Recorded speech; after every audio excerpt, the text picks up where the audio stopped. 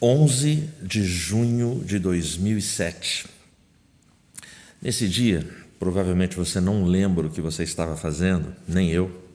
Eu lembrei hoje porque eu fui atrás desse fato. Nós estávamos na agência, no nosso escritório, e aí no UOL, naquela página inicial, naquela televisãozinha onde fica passando as principais notícias, tinha uma notícia que dizia exatamente assim: asteroide Pallas vai se chocar contra a Terra. Rapaz, isso deu um tumulto lá no escritório. Nessa época, o meu filho, Matheus, que nos acompanha aqui nessa transmissão, ele estava com 14 anos de idade, entre 14 e 15 anos de idade. O Matheus, ele ficou apavorado. Ele imediatamente já saiu ligando para os amigos dele, veio falar com a gente, mas tenso, porque a notícia dizia que esse asteroide Pallas se chocaria contra o planeta e seria aniquilação, fim da vida no planeta Terra, destruição do planeta. E eu lembro que o Matheus ele ficou em pânico, ele ficou muito tenso, apavorado, preocupado, querendo avisar todo mundo, chamou a gente para ver. E aí eu fui respirar, porque você recebe uma notícia dessa, você fica impactado. Eu fui respirar e eu fui olhar com calma a notícia. Aí eu olhei, observei o quadradinho e aí fui e li no canto superior direito, com letra pequenininha, escrito assim: publicidade. Ou seja, aquele espaço de onde aparecem aquelas notícias do UOL, nós estamos acostumados, o navegador, o usuário frequente da página, a gente está acostumado que ali só saem notícias e não propaganda. Mas a estratégia da agência de propaganda que cuidava daquele tema, daquele assunto, foi a estratégia do buzz marketing. É o que a gente chama de buzz marketing em propaganda. O que é o buzz marketing? É uma ação que se esforça para fazer com que o público-alvo fale espontaneamente sobre determinado produto, sobre o nome daquele produto.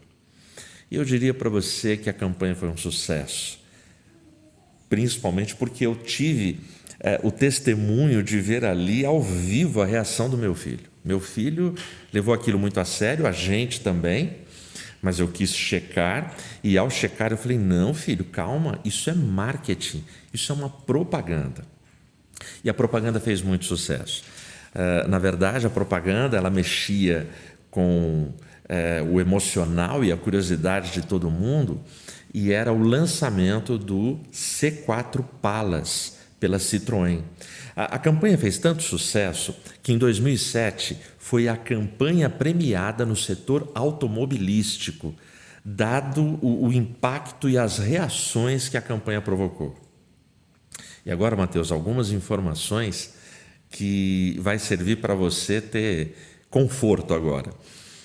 Muitos veículos de imprensa, naquela semana e naquele mês, recusaram os anúncios, porque eles ficaram assustados com a repercussão que a campanha estava tendo. O sentimento de pavor e de medo tomou conta de grande parte da população. Para você ter uma ideia, um jornalista conceituado, respeitado e admirado não fez o básico que eu fiz, de dar uma olhadinha para ver a palavrinha publicidade. Ele viu a notícia no UOL, levou a sério e deu ao vivo no jornal da Band. Sabe de quem eu estou falando? Ricardo Boechat. Bom, se o Ricardo Boechat caiu no buzz marketing da agência da Citroën, o meu filho de 14, 15 anos, de boa, não tem problema nenhum. Não lembro quem aí está me ouvindo agora, que em 2007 também viu essa propaganda e também ficou preocupado com o asteroide Pallas, que iria se colidir com o planeta Terra. Nós estamos em 2022. Nós estamos em 2022 e desde dezembro de 2021, portanto, mês passado, o filme de maior sucesso e de maior audiência na plataforma Netflix é o filme Não Olhe Para Cima. Basicamente, do que trata o Não Olhe Para Cima? Dois astrônomos anônimos, eles descobrem a aproximação de um cometa, e de um cometa que tem, se eu não me engano, 10 quilômetros de largura, e ele vem vindo em direção à Terra, e esse cometa, pelos cálculos matemáticos que eles fazem, vai levar em torno de 6 meses e alguns dias para se colidir com a Terra. E a potência desse cometa no filme, ele tem potência suficiente para exterminar com a vida no planeta, para acabar com o planeta Terra. Bom, a partir daí o filme começa. O filme começa e com essa informação, esses dois astrônomos anônimos, eles entram em pânico, porque eles não têm dúvida, eles têm certeza. A ciência dá para eles esta certeza. Eles fizeram todos os cálculos, os instrumentos provam que esse cometa existe e que está se aproximando da Terra. Portanto, eles querem avisar a comunidade global como fazer isso. Eles são anônimos. E aí começa. É importante aqui, nesse momento onde eu estou dando essa sinopse para você, esse resumo do filme para você, é importante te falar que a categoria do filme, ele é colocado na categoria de comédia. É importante também dizer para você que o roteiro, que o texto desse filme foi escrito 5 anos atrás. Portanto, quando o filme é escrito e todo o seu argumento é preparado, não existia pandemia. Então, o filme ele trata de uma crítica, e a crítica vai ficando muito evidente logo de saída. Você vai assistindo e você vai identificando comportamentos. Poxa, o mundo vai ser destruído. E aí eles começam a falar. Quais as reações?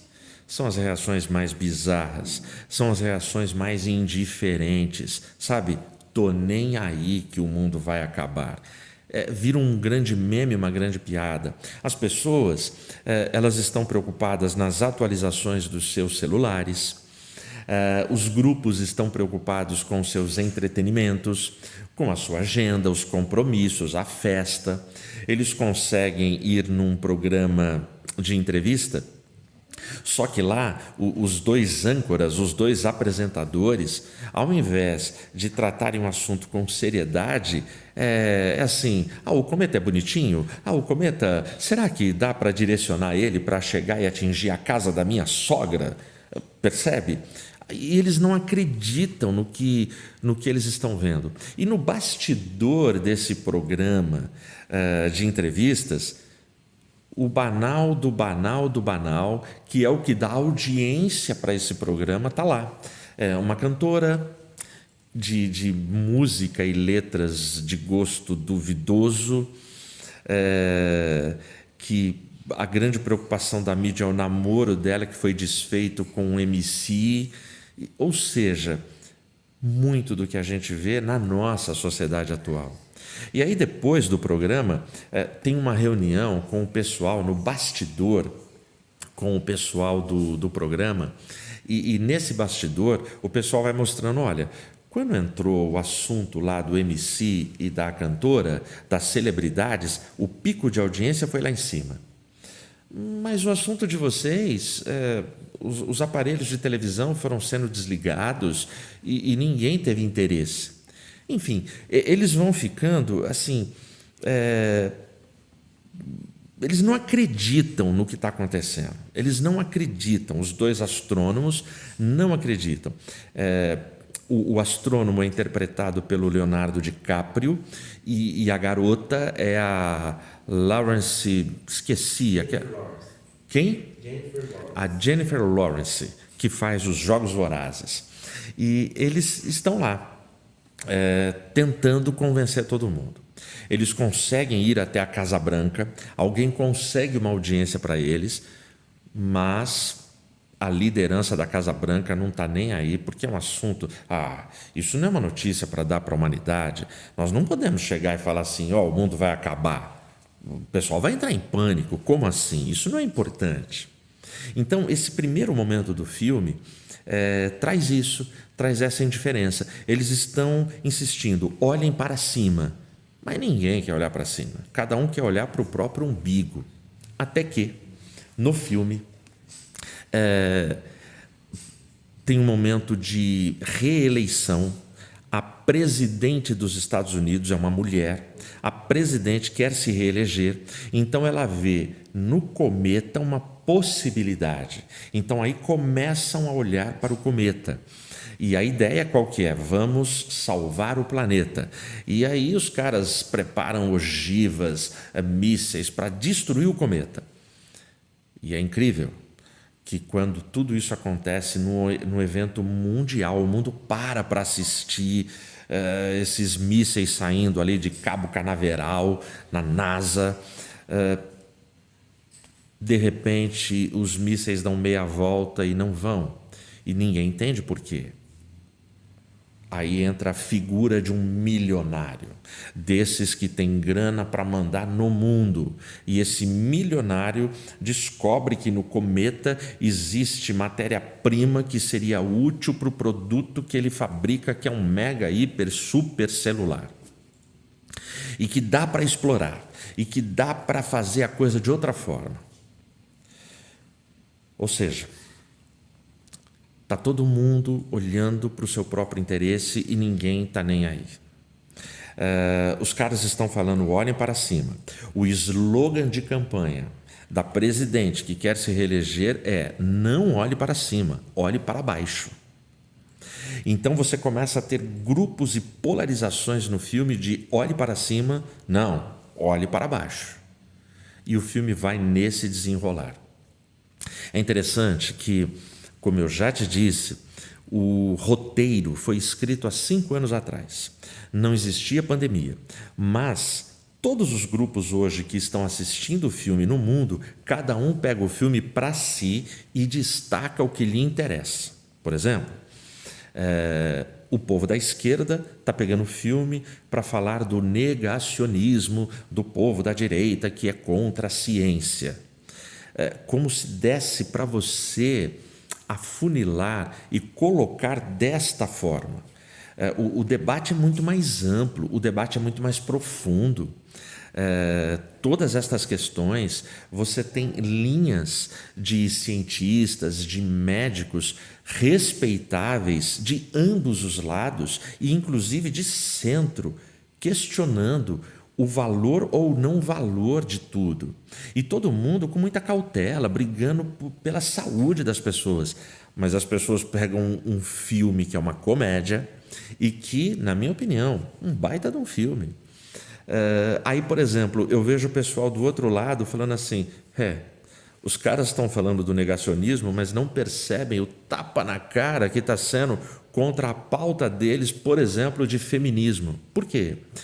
Porque o simbolismo no filme de burrice, de corrupção e de falta de empatia para com a vida é expressado estes símbolos na figura de uma mulher.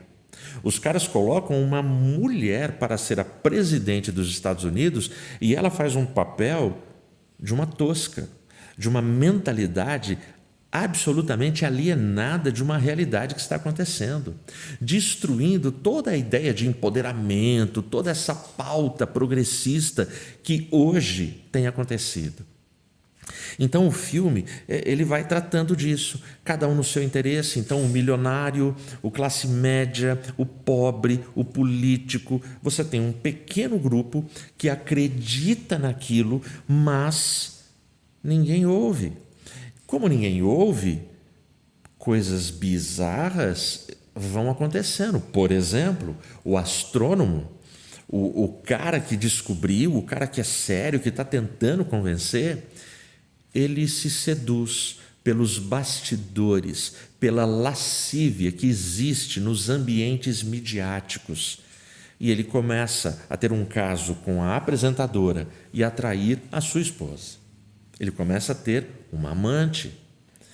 A astrônoma, a garota, que até então ela não está nem aí para futilidades, para entretenimentos, ela está preocupada em falar, olhe para cima. Mas aí ela chega na seguinte conclusão, o mundo vai acabar mesmo, deixa eu aproveitar. Aí ela se joga.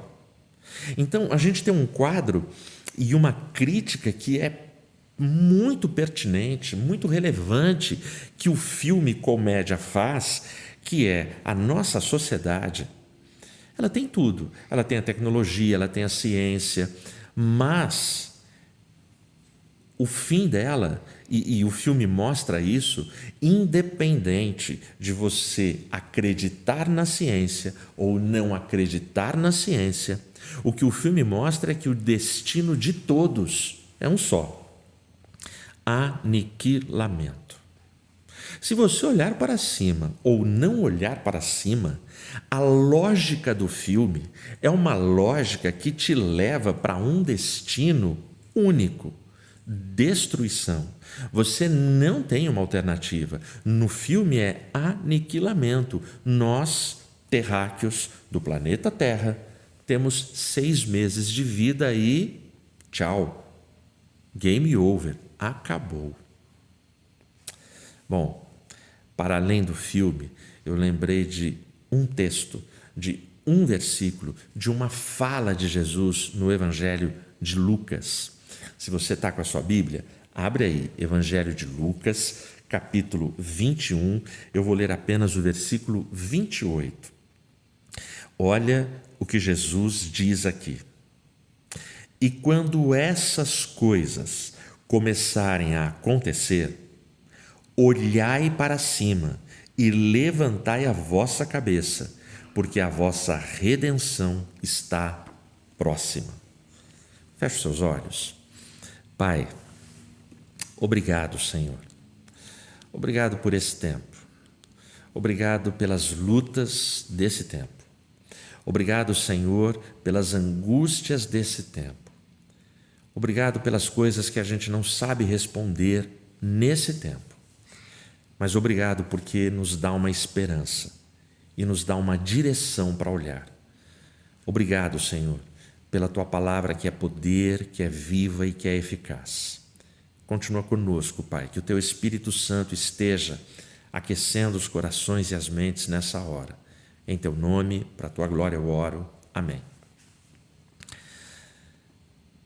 Você já parou para pensar que catástrofes e que lutas estão acontecendo todo dia, sem trégua?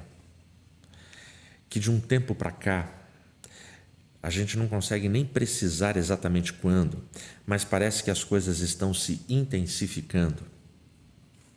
Jesus aqui no versículo 28 do capítulo 21 do Evangelho de Lucas, terceiro Evangelho, Jesus ele começa dizendo: e quando estas coisas começarem a acontecer, quais coisas? Aí eu te convido, te dou uma lição de casa. Depois, quando a nossa transmissão terminar, lê o capítulo 21. É o sermão profético de Jesus sobre as últimas coisas. No capítulo 12 do livro do profeta Daniel, tem um momento que o conselho da revelação para Daniel é: Daniel, fecha, sela o livro. Sela o livro, porque os homens correrão de um lado para o outro e a ciência se multiplicará. A ideia de sela o livro para Daniel é que aquelas profecias, elas não eram para aquele tempo que ele vivia. A ideia de sela o livro, fecha o livro, é que as profecias de Daniel, elas foram preditas para se realizarem no tempo do fim.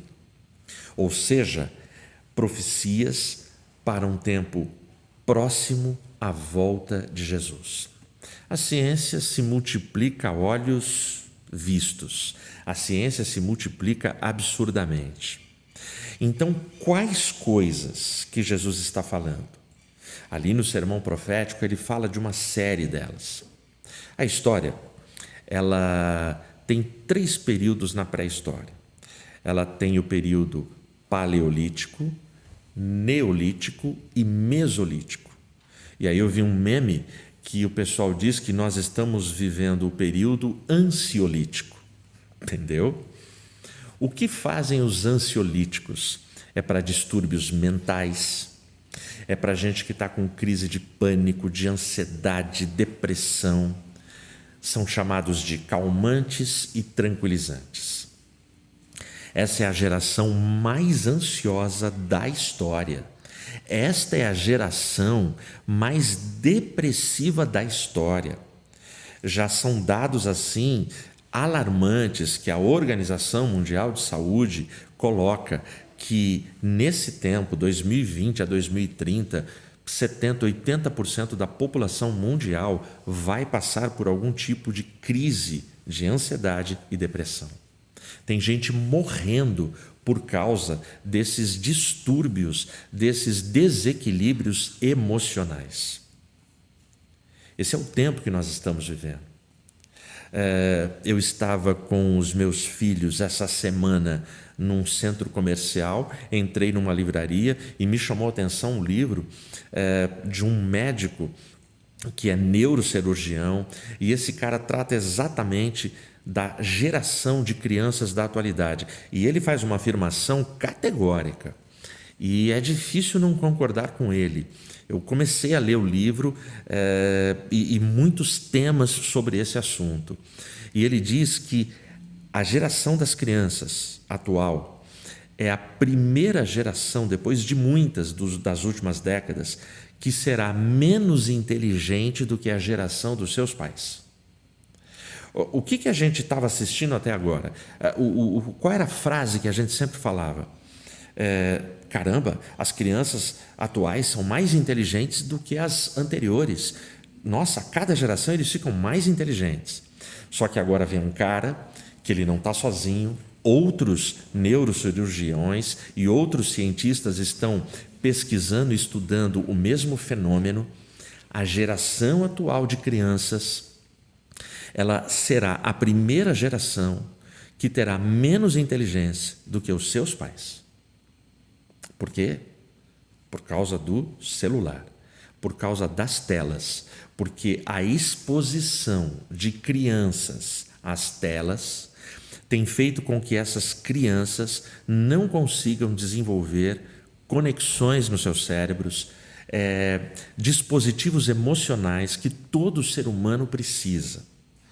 Portanto, esta afirmação que este especialista faz no seu livro não precisa ser uma realidade na sua casa. Não precisa ser uma realidade na geração dos seus filhos. Não precisa ser para o meu netinho de 1 ano, para o meu neto de 4 anos e para a netinha que vai nascer. Vai depender apenas de que o Mateus e a Tal disciplinem o uso das telas.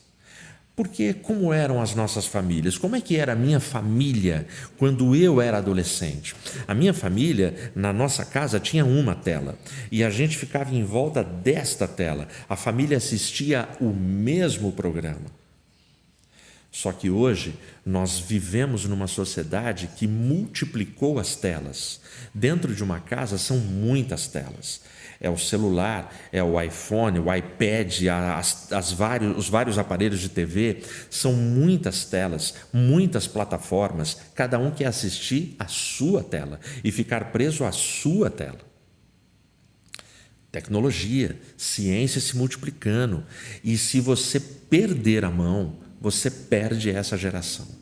E a gente cria uma geração de idiotas, de imbecis, uma geração que não vai saber se relacionar.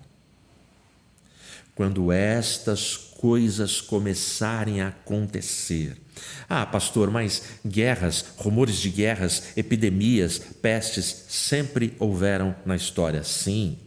Mas no volume, na intensidade, no ataque que nós estamos enfrentando, nunca antes na história. Nunca antes na história. É um negócio absurdo o que está acontecendo. Então, todo dia você se conecta numa tela e você fica sabendo de uma tragédia. Capitólio, esses dias, assustou todo mundo. Capitólio trouxe choro, trouxe lágrima, trouxe luto. Capitólio está lá como um aviso. A gente vê vários vídeos de pessoas gritando: não, sai daí, vocês estão correndo risco. Na boa, pelas imagens que eu vi, o volume de águas, o clima nublado, todo mundo ali estava correndo risco. Todo mundo ali estava se aventurando. Aí vídeos de que há 10 anos atrás alguém chamou atenção para a fissura, para a rachadura daquela rocha. Quantos capitólios não estão só esperando para acontecer e virar notícia nacional e mundial? Quantas tragédias. Pouco antes dessa transmissão, eu estava vendo notícia ali do Cazaquistão, do que está acontecendo ali, nesse momento. A população revoltada e tomando o poder, tomando a casa dos políticos, das autoridades, presidente fugindo do país, polícia, todo mundo, porque a população se cansou. Esse é o mundo que nós estamos vivendo, cara. O mundo que nós estamos vivendo está com dores latentes, que estão doendo, estão feridas expostas. Quando estas coisas começarem a acontecer, qual a atitude que nós devemos tomar? Qual a atitude que Jesus orienta? Olhai para cima. Olhai para cima. E o olhai para cima de Jesus é: olhe e não tenha vergonha da sua fé, não se intimide com aqueles que vão desafiar a sua fé, não se amedronte, porque ele continua: olhe para cima, erga a sua cabeça. E por quê? Ele conclui no versículo: porque a vossa redenção está próxima. Olhe para cima, não deixe de olhar para cima, continue olhando para cima. No filme, são 2 anônimos que recebem a revelação do cometa.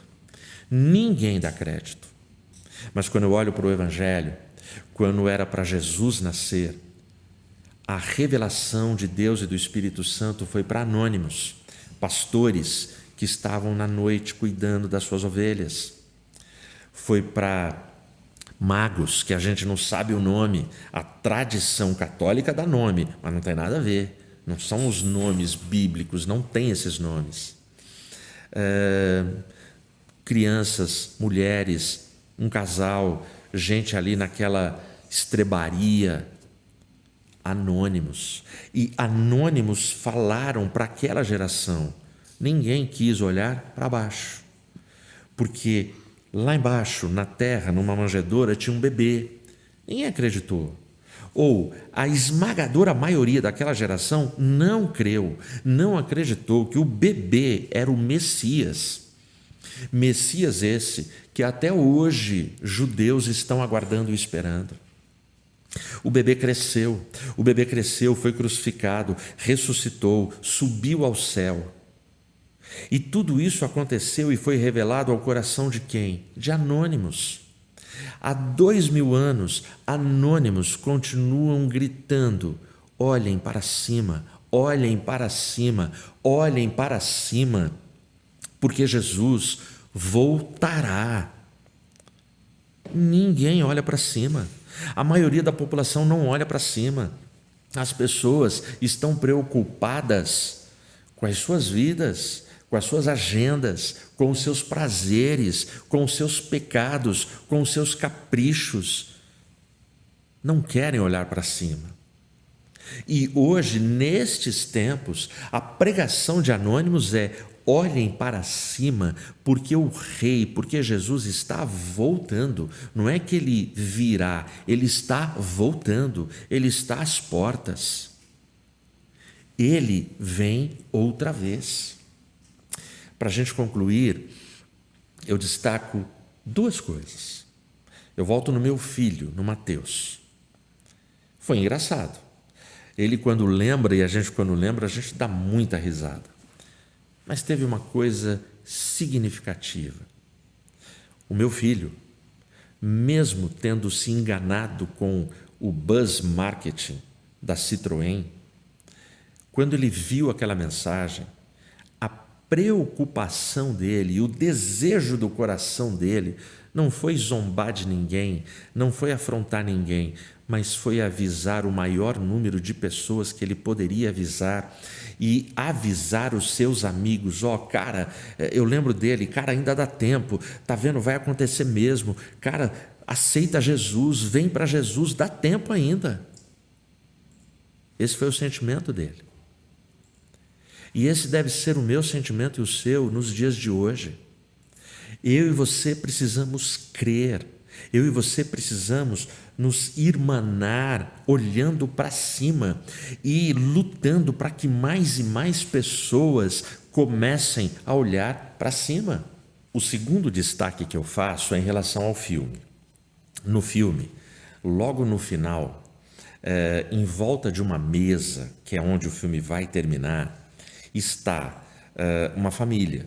E nesta família estão os dois anônimos, o professor e a garota, e eles estão ali numa ceia.